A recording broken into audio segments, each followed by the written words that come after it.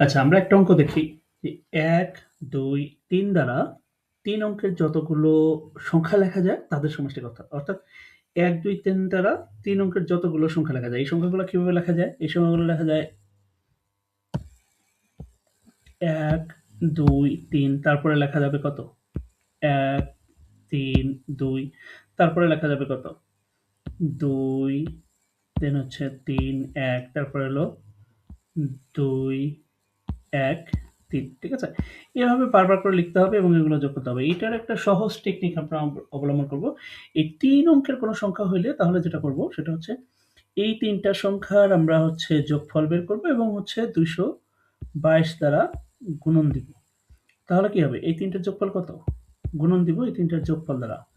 যেটার অ্যান্সার হচ্ছে ১৩৩২। ওকে?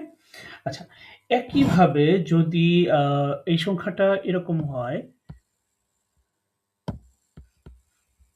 আচ্ছা এটাকে আমরা রিমুভ করে দিচ্ছি। যদি সংখ্যাটা এরকম হইতো যে ১ম এ হচ্ছে ১, তারপরে আছে ৩, তারপর আছে ৬।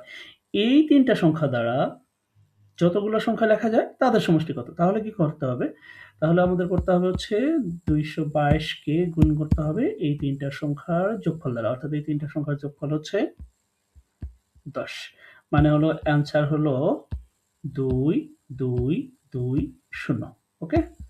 এরকম যদি ৩ অঙ্কের কোনো সংখ্যা থাকে যেই সংখ্যাগুলার দ্বারা যতগুলা সংখ্যা লেখা যাবে তাদের সমষ্টি কত? তাহলে আমরা কি করব? ২২২ দ্বারা এই ৩ টা যেই ৩ টা সংখ্যা থাকবে ওই ৩ টা সংখ্যার যোগফলকে গুণন দিয়ে দিব।